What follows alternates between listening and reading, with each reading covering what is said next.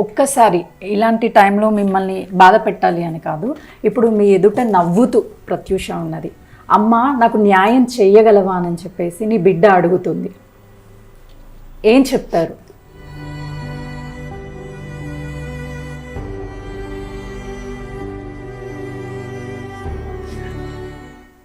నేను ఈ 23 years చాలా పోరాటం చేసినండి, చాలా కష్టపడ్డా. నాకు దొరికిన ఎవిడెన్స్ అన్నీ కూడా సుప్రీంకోర్టులో సబ్మిట్ చేసిన. ఈరోజు నేను సబ్మిట్ చేసిన.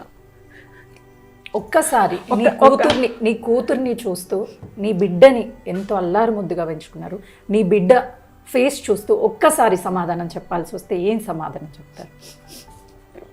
ఒక తల్లికి నా చేతులు ఉన్నంత వరకు చేశానండి.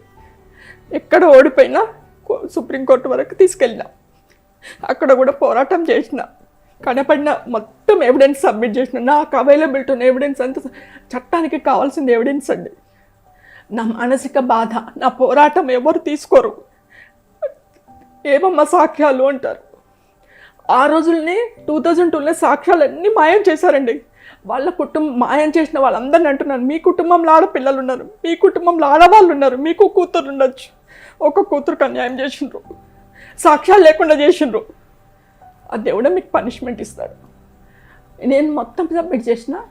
నా కూతురు అడుగుతుంది, 23 సంవత్సరాల పోరాటం తల్లి నాది, చాలా కష్టపడ్డా.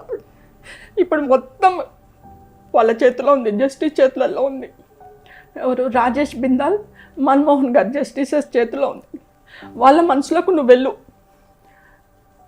వాళ్ళ మనసులోకి నువ్వు వెళ్ళి ఇంకా నువ్వే న్యాయం చేయించుకోవాలి. నాతోటి ఉన్నంత వరకు నేను చేసిన, నా చేతిలో ప్రిజర్వ్ చేసిన రిజర్వ్మెంట్, అత్యున్నతమైన న్యాయస్థానం ప్రిజర్వ్ చేసింది.